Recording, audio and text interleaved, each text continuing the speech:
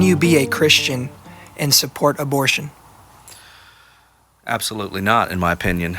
There are those out there, and I don't doubt that they're not saved. I believe that they are. I believe, people can create any kind of narrative they want to justify what they feel. I believe that narrative on the other side of this issue is completely political.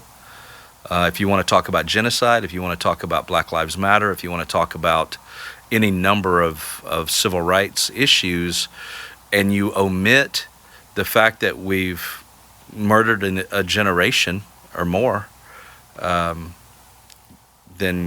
in my opinion, then you just have you have no credibility. So no, find one place in the Bible where God honored sending a child into the fires of Moloch. Give me one place in the Bible. I mean, my Bible tells me that God knew Jeremiah before he was formed in his mother's womb. The Bible also says God's no respecter of persons. So if he knew Jeremiah and called him and ordained him with gifts and callings before his birth, before he was even in his mother's womb, then that means God knows every person before they are formed in their mother's womb. So, whatever people do, the song and dance to help themselves sleep at night, it doesn't, it is what it is. But absolutely not. There's no foundation in Scripture for the support of abortion. There's just not. It's. And again, I know that probably bothers some people. And hey, I've been very open. I was a party to an abortion, as a young man, and I'm not something I'm proud of. But God can redeem and restore anything.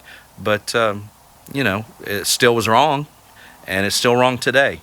And until people start being bold about that and standing up for the truth, again, like we've heard many times before, the truth doesn't care about feelings, and the truth doesn't bend to people's, desire.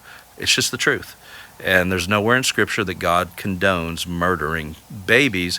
And you could say, well, they're not babies yet and blah, blah, blah. But, I think that a lot of people that say that, particularly in the higher learning institutions, if they actually studied biology and physiology instead of learning which bathrooms to use and which pronouns to use, they would know that it's not a blob of cells, but it's a child with hands and feet and a face and eyes and ears and all of that. So the short answer is no. There's no place in Scripture that ever condones abortion.